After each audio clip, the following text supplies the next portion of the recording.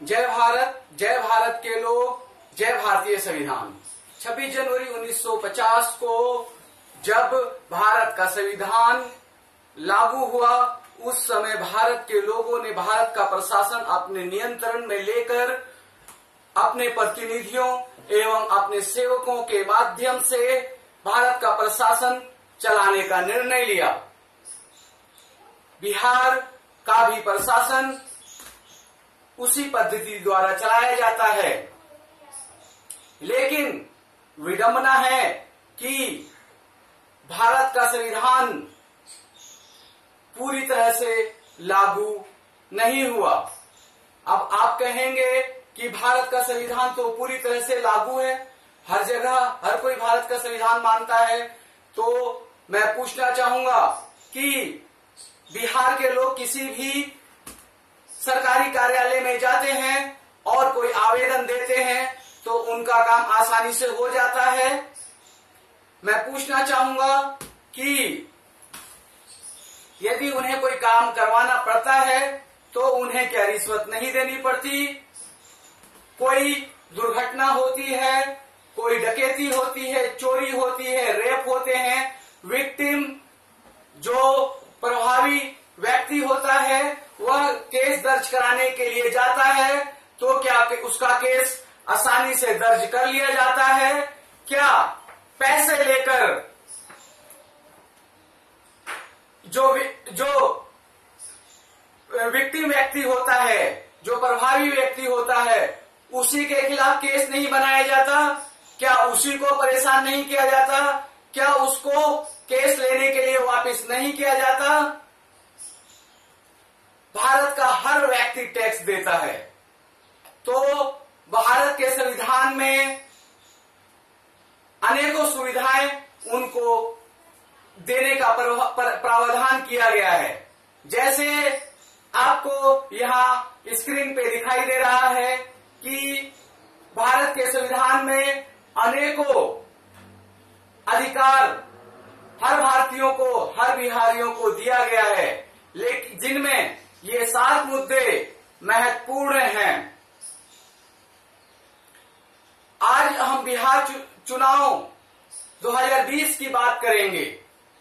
बिहार में अपार संभावनाएं हैं। बिहार में विश्व में सबसे यंग, सबसे युवा मानव संसाधन है, जिसका उपयोग यदि सही से इस्तेमाल कर लिया गया तो बिहार भारत का ही नहीं पूरे विश्व का एक अग्रणीय प्रदेश बनकर उभरेगा। बिहार की भूमि काफी उपजाऊ है, क्योंकि यहाँ हर साल बाढ़ आती है। बाढ़ शब्द का प्रयोग इस वजह से किया जाता है क्योंकि जो पानी आता है उसका सही रूप में प्रबंधन करने में आज तक की केंद्र सरकारें और राज्य सरकारें असफल रही हैं। यदि ये सरकारों ने सही योजना बनाकर इस पानी का सही से प्रबंधन किया होता तो यह पानी बाढ़ नहीं होता, यह एक अमूल्य संसाधन होता जो बिहार के विकास में अपना योगदान देने के साथ साथ पूरे भारत के विकास में भी अपना योगदान देता।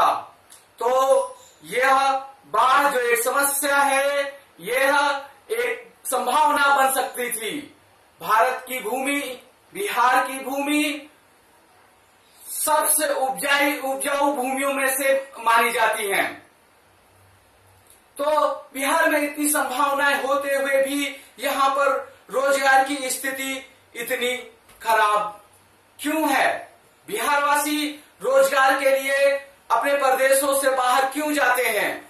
बिहार की शिक्षा व्यवस्था सबसे निम्न स्तर की क्यों है? मुझे याद है जब हम पढ़ा करते थे तो हर साल आंकड़े निकलते थे कि शिक्षा का इतना % बढ़ा है, शिक्षा का स्तर इतना % घटा है, स्वास्थ्य का स्तर इतना % घटा है या इतना % बढ़ा है। लेकिन आज की पूंजीवादी सरकारों ने ये आंकड़े देने बंद ही कर दिए। उन्हें बिहार वासियों की शिक्षा से कुछ लेना देना नहीं। बिहार वासियों के स्वास्थ्य से कुछ लेना देना नहीं, बिहार वासियों के रोजगार से कुछ लेना देना नहीं। उन्हें मतलब है तो केवल पैसे से। आज भ्रष्टाचार अपने चरम स्तर पे है, जिसका सबसे मुख्य जिम्मेदार अगर कोई है तो वो ये राजनीतिक पार्टियां हैं। राजनीतिक पार्टियां चुनावों में हजारों करोड़ रुपए खर्च करती हैं। कहां से ये पैसे लाते हैं? इनको कौन पूंजीपति देता है?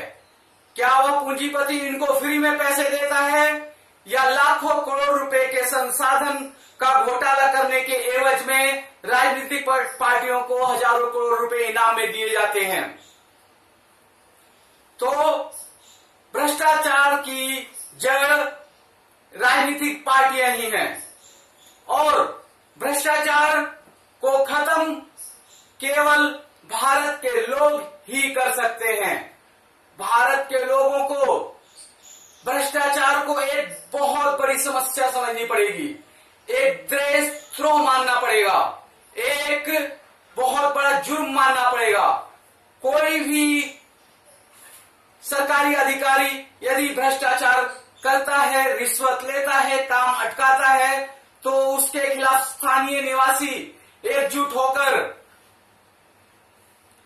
पार्टियों से ऊपर उठ के राजनीतिक दलों की गुलामी छोड़कर भ्रष्टाचार को खत्म करें। क्योंकि यदि आप राष्ट्रभक्त हैं, देशभक्त हैं, देश को आगे बढ़ाना चाहते हैं, तो सबसे पहले भ्रष्टाचार का नासूर निकालना पड़ेगा, जिसमें राजनीतिक पार्टियां भी शामिल हैं। अब मैं आपको बताना चाहूंगा कि आपके पास संवैधानिक विकल्प क्या क्या हैं। भारत के संविधान ने भारत को, लोगों को वे सारे संवैधानिक विकल्प दिए हैं जो अधिकार एक संवैधानिक पद पर बैठे हुए व्यक्ति के पास होते हैं। इसका मतलब है कि यदि आप किसी संवैधानिक पद पे नहीं भी बैठे हैं, तब भी आप संविधान को लागू करवाने के लिए बहुत सारे काम कर सकते हैं। तो इसके लिए एक हमने डिटेल वीडियो बनाया हुआ है, जिसका लिंक आप ले सकते हैं। जय भारत, जय भारत के लोग, जय भारतीय संविधान।